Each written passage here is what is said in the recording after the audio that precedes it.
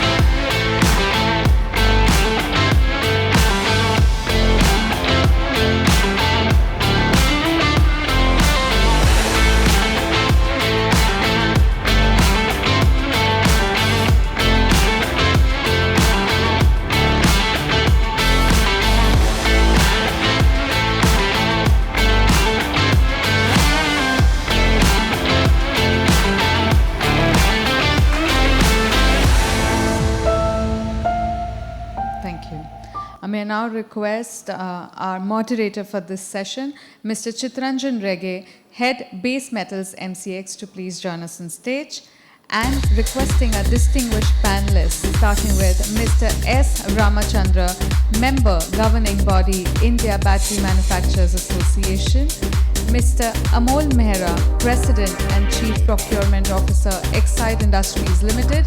Exide is the largest storage battery manufacturing company in India. We have Mr. Vijay Parikh, Executive Director, Gravita India Limited. Gravita is a cutting manufacturer with recycling units for lead metal, aluminium alloys and plastic granules. We have next Mr. Tapan Patel, Fund Manager, Commodities, Tata Mutual Fund. And Mr. Viral Shah, President and Head, Brokerage 361 Wealth Management, leading member of the exchange. Let's give a round of applause to our panelists and our moderator. We look forward to an insightful discussion on how LEAD is shaping benchmarks and establishing standards for India. Over to you, Mr. Chitranjan. Thank you. So we will lead with lead. So, happy, in the August company of these stalwarts.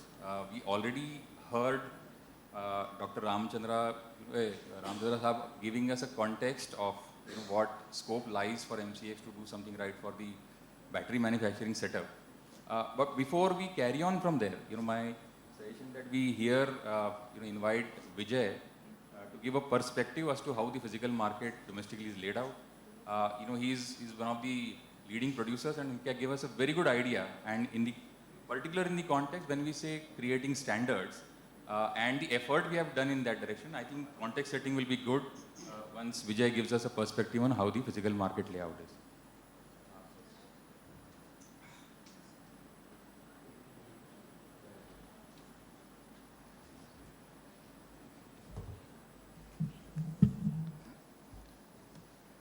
It's a very small presentation because the 80% to 85% of lead in India market flows through the recycling sector.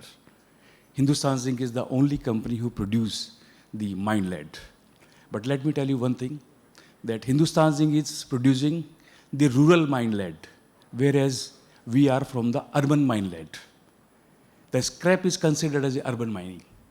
And the way we are collecting the scrap and the way we are moving into the track of the growth story of the automobile sector and to the urbanization where lead is largely being used. Lead is close to 10% of the world lead is coming from India. And in India market, contrary to international market, where 65% lead is recycled lead, and the rest of is recycled lead. But in India, it's 85%. So it becomes the essentiality of bringing the best of the standards for the industry. India is among top 5 producers of the lead also. So next slide, please. Yeah.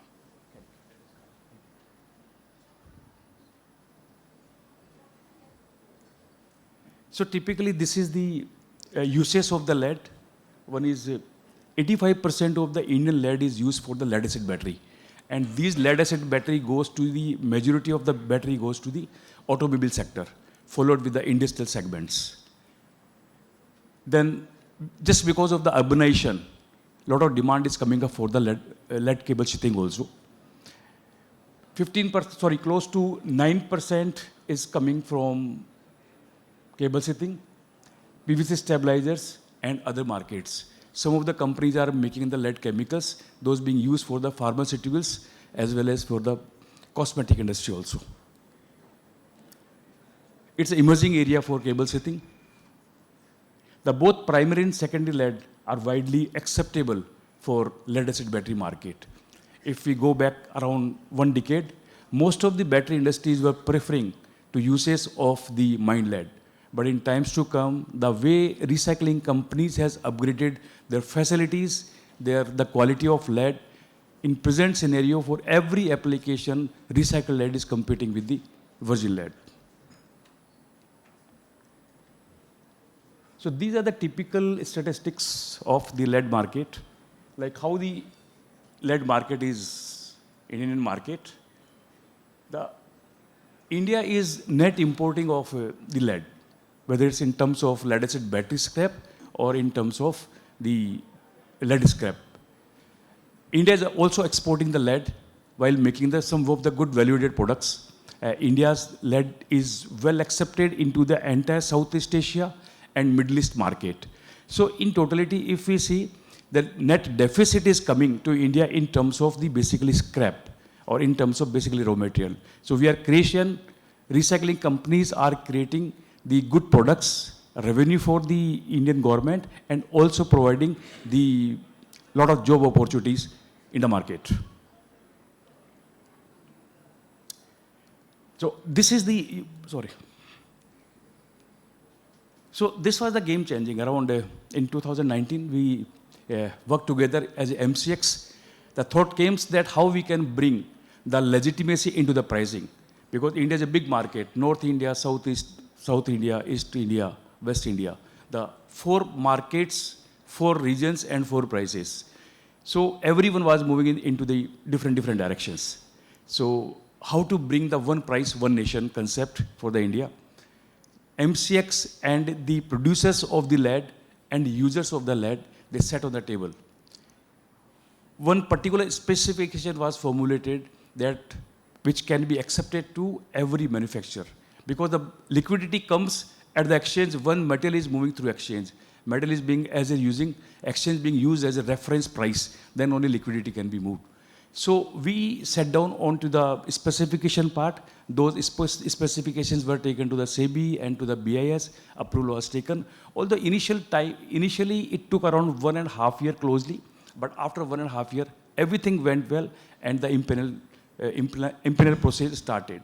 The impanel process, even it's a more rigorous process because we got the impaneled in 2022. And in these 5 years, the process is not only the commercial audits, it goes to the environmental audit, it's the holistic audit process.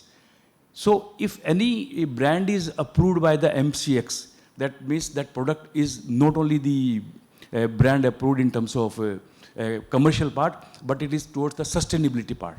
So it is largely applicable for the recycling companies.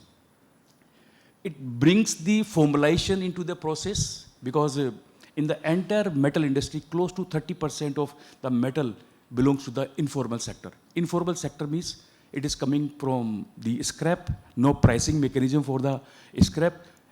Most of the metal goes to the kabadiwalas, and these kabadiwalas taking this material to the informal sector.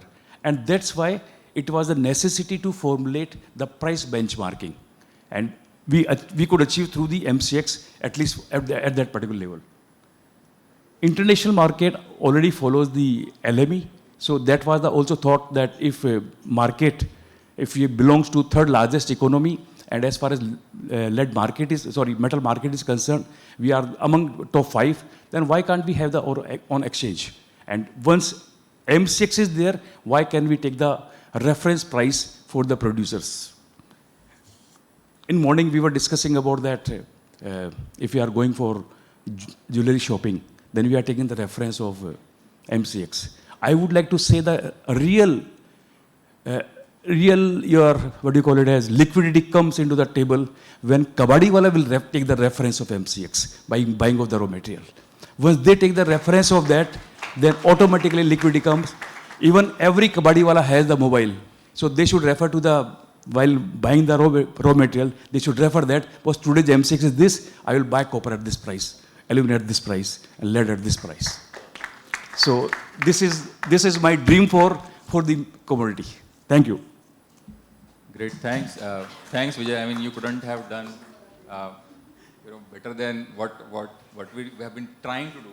But that's one side of the story. What we have been trying to do, the way the brands got drafted, the grade got drafted, and one point he probably missed is, SEBI required us to go to the BIS and get the grade also empaneled. So I think the entire process is done. So whenever the BIS implementation on this count comes in, I think we are pretty ready. All our brands are also complying for that. So that's one side of the story, which to in terms of supply coming to the exchange on the price benchmark side, there is a quality metal assured on this thing. But it is all in thin air if the real stakeholders in the business and likes of Exide, Amol represents them. Let's hear it from him as to if 25% of 25 or 30% of the national consumption is by this single company, as to how they think, what they think we should do, and how we can bring them on board. Thank you, Chitranjan. First of all, many thanks for inviting. It's been a long homecoming back to metal. I've been in this industry for a lot of years. I've seen Chitranjan with black hairs, Rashmi with black hairs. So, and I can see them now. And obviously me also been thinner and with more hairs. So, the big debate, I've been a part of many committees in M6 when all this was started, and I was part of Vedanta at that time. LME is 140 years old exchange, and lead contract started in 1920 in LME, and we are in 2025, MCX is, how many years now? Yeah. And lead contracts, deliveries, changeover has just started last few years, As a producer, we are the largest producer of, or consumer of lead in India. We are more than happy to have, Indian benchmarks, Lead is quite different than, the initial sessions of aluminium and the initial sessions of zinc we had. Sorry, not zinc, but copper. Because India is exporter, okay? And number two is that maximum of this is secondary. Means material is coming from India, produced in India, and can be sold in India also. So I think it has a huge potential for a MCX price discovery, and Vijay nailed it perfectly. I think this should be conclusion of the debate, but he started with this, and I think there is nothing better than that. We are more than happy. As Exide, we buy on MCX, and we are more than happy to buy more from MCX. We are more than happy that more sellers sell their product in MCX, and as a company, as an Indian company, we are happy to promote Indian products and Indian exchange. So that's quick thing from my side on MCX Tech. Thanks, Amol. I think to to flip the question, the idea is that when people have been saying or suggesting that the physical trade purchase orders are LME plus premium, the day you guys start, quoting the purchase order that, whichever date you dispatch, that day's MCS closing prices plus XYZ. I think we are inching in that direction. The incremental thing, before I go to Ram Saab, want to add that compared to the rest of the metals where, there is a singularity of the quality standard which get traded, lead is unique. So when this exercise of driving down what is the chemistry required, one of the things which was told to us, which is very categorically and which is what we practiced, that anything which is lower than a purity of 99.98 will not find buyers. And it was very candidly, very explained this thing. So one of the things which we did was, moment the grade was listed, we had done away with the 99.97 LME brands altogether from the exchange, making it certain that if people are buying, this is the quality they are going to get. But that's my side of the story. Now let's go to Ram Saab. IBMA represents the automotive side, the inverter side, and I think holistically the change or the proposal what we bring to the table, what's his take on how it can be practiced in the industry and can be taken forward? Yeah, so I've had a long journey in the battery industry, been with Excite, I don't know, maybe 30 years ago, and then with Vedanta also thereafter. Having seen that journey, what we have noticed is that there is a significant improvement in the quality of recycling. So even back then you had a fair amount of lead sourced to the secondary sector. It's always been so. But the relevance of 99.97 has started diminishing for the reason that even through pyrorefining and the secondary processes, we've been able to get to 99.98 by almost every recycler. So first of all, availability of 99.98 is a very significant change, which is why when we started the discussions with Ranjan and with the MCX team, I was in favor of actually moving toward that, and that's why we guided them to actually abandon the 99.97% benchmark and go to 99.98, because it's no longer a challenge. And for India is slightly different in terms of the kind of application that we have. We have a very large application in which is not there in other markets, like the e-rickshaws and the inverters. These are unique to India or maybe to some South Asian countries. And the quality of lead required for that doesn't have to be at the purity that's required for a, let's say, a maintenance-free start-stop kind of battery. The other peculiar thing is that India sees a higher lead intensity per battery because of our higher temperatures and the vibration, the quality of our roads. So we actually have had to move, we cannot move in the direction of, let us say, certain technologies like stamp grid, which actually thins down the amount of lead that's required in every battery. And Excite has had their challenges, Amaraj has had their challenges, and so we have come to accept that for our domestic market, we'd have to actually use more conventional technology, which is the cast grids, which means a higher amount of lead. So, well, that's good news in terms of the lead industry, for the lead industry. It also means that the kind of lead that we require and the standards that we require would be different from that in rest of the world. Yeah. Great, thanks a lot, sir. The picking up from where Vijay and Amol left, the critical issue of liquidity. At the end of the day, 12 to 13 lakh tons of metals to be transacted on exchange, and expecting that both buyers and sellers, and even I really liked what the way Piyush highlighted in the previous session, that the need for hedge or need to do their transaction do not come at a uniform time, which means that the producer will want to sell at a different point in time and a consumer would like to sell at a different point in time. So the role of liquidity provider in terms of other market players is immense.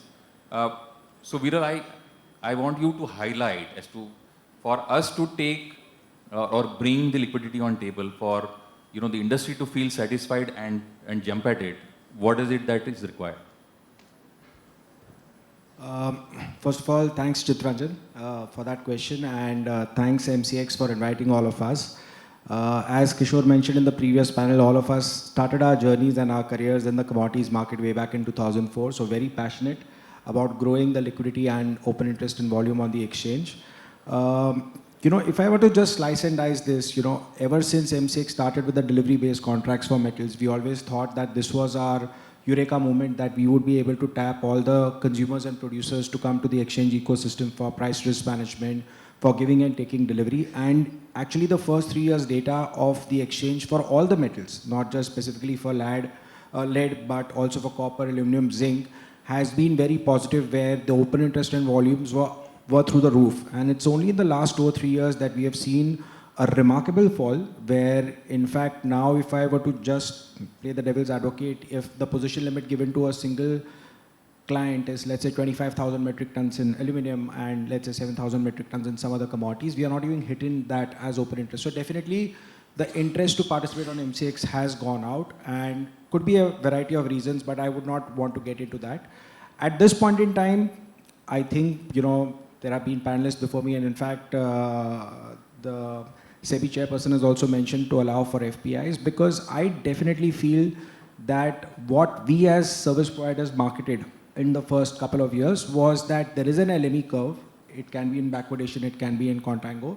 There is a spot curve, because you are pricing it on the basis of whether your spot requirement is there or it's deferred by another 2-3 months. And then there becomes an MCX curve, right? Where it is a deliverable contract. It has its own set of nuances, and that is why it is interesting, because you could participate in what we call as the MCX curve, the price from spot to the first month, to the second month, to the third month.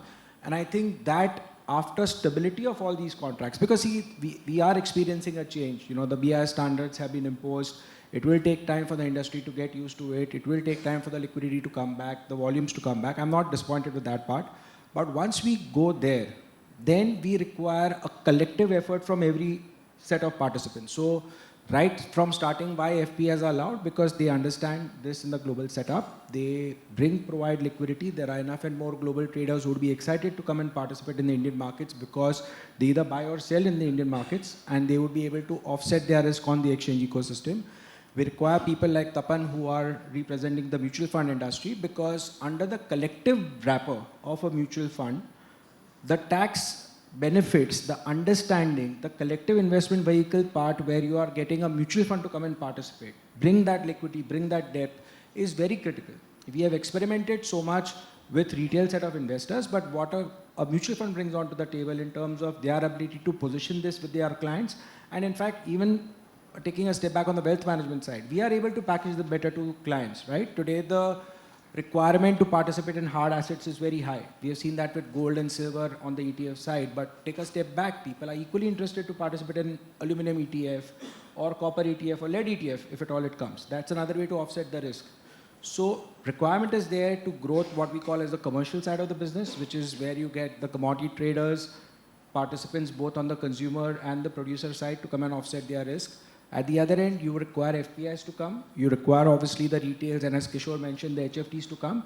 And most importantly, you also require now for mutual funds to come and participate. And in fact, if you go back, ever since SEBI came out, or SEBI became a regulator of the commodity markets in 2016, we were waiting for the day. I think today probably a lot of us in the room feel the happiest that finally, what we thought is coming now at the end of the long journey of 10 years is coming to fruition. But we require everything to push this thing, right? The volumes are so less that the only way is to go higher.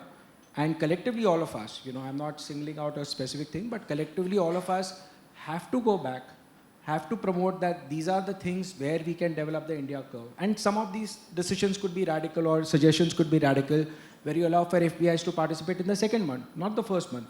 Let us improve the liquidity in the second month. Right? Globally also, we all participate in the third month contract. We look at the third month contract, we look at the 6 month contract. That is how consumers and producers both would want to hedge themselves. So we have to think something out of the box, something to get institutional participation in, something to address the issues where, possibly someone like, obviously, mutual funds or PMSs can be allowed to participate more efficiently and get both retail as well as institutional participation on the other side. So that's my recommendation on this part. Thanks. I mean, very in-depth, Viral. So coming to you, Tapan, while in last 5 years, I mean, if you have to, look at the metal contracts ever since we converted them to delivery settled. So a first year where the average open interest we would have clocked about probably single digit, probably 9,000 tons, to compare to where we are today is close to about 75 to 78,000 tons. Now that's one side of the story, meaning the open interest giving a idea as to how engaged the physical market or the investor side is. But I don't want you to disclose whether you are doing any direct transactions on lead or not. But what is it that you look at, for being, or choosing a commodity to participate, and what is it that we need to do to ensure your participation here? Thank you, Chitranjan, and thank you, MCX, for inviting for this event. So first of all, if we see commodity as an asset class in India, the market has evolved, but the status which is there in the global market has not yet achieved yet. If we see commodity as a class, people are still seeing as a gold and silver. But this has to be changed now. So I would like to take this platform to thank SEBI